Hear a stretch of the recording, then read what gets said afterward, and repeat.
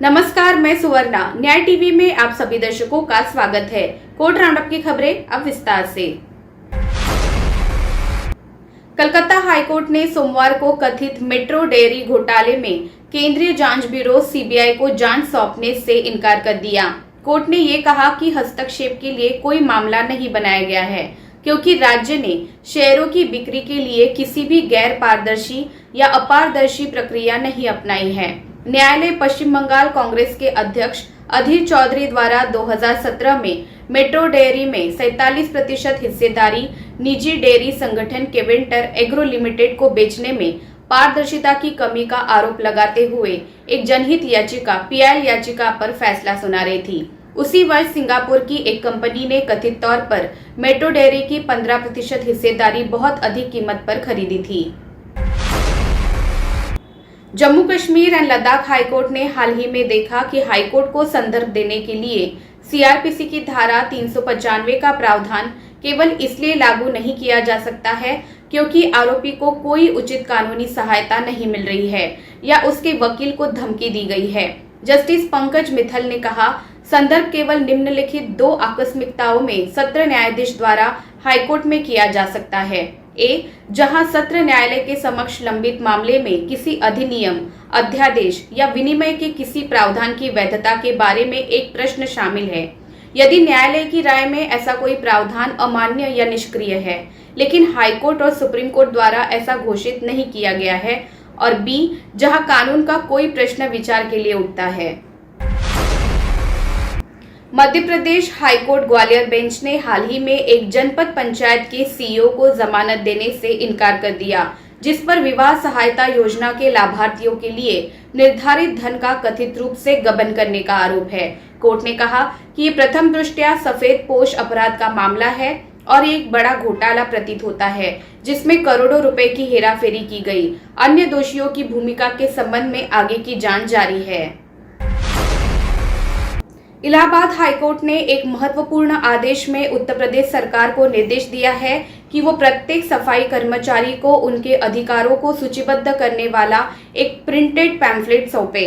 इस संबंध में जस्टिस चंद्र कुमार राय और जस्टिस मनोज कुमार गुप्ता की खंडपीठ ने राज्य सरकार से सफाई कर्मियों के अधिकारों को निर्दिष्ट करते हुए एक पृष्ठ का संक्षिप्त पैम्फलेट तैयार करने और उसे समाचार पत्रों में प्रकाशित करने को कहा है।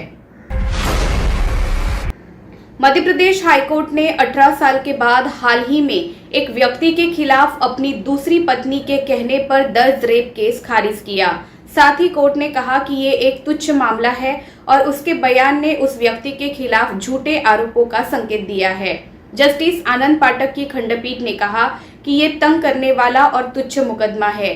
केवल उस व्यक्ति पर पैसे निकालने के लिए दबाव डालना या घरेलू विवाद को आपराधिक आरोपों में बदलने के लिए अभियोक्ता दूसरी पत्नी द्वारा किया गया प्रयास है।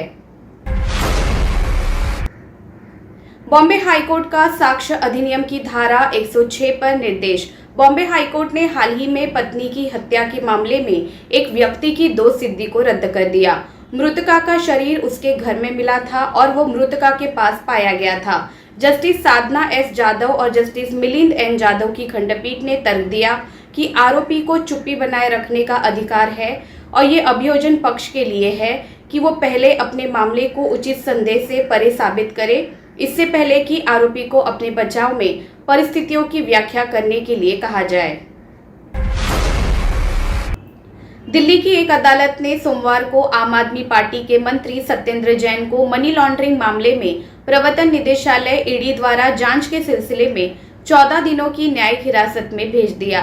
जैन की 5 दिनों की ईडी हिरासत आज समाप्त होने के बाद ये घटनाक्रम सामने आया। जैन को पहले 9 दिनों की हिरासत में भेज दिया गया था। एजेंसी ने जैन को पिछले महीने गिरफ्तार किया था।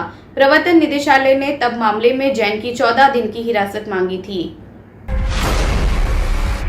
मुजफ्फरपुर देवरिया थाना क्षेत्र के देवरिया कोठी की 5 एकड़ से अधिक जमीन पर कुछ लोगों की नजर लगी है।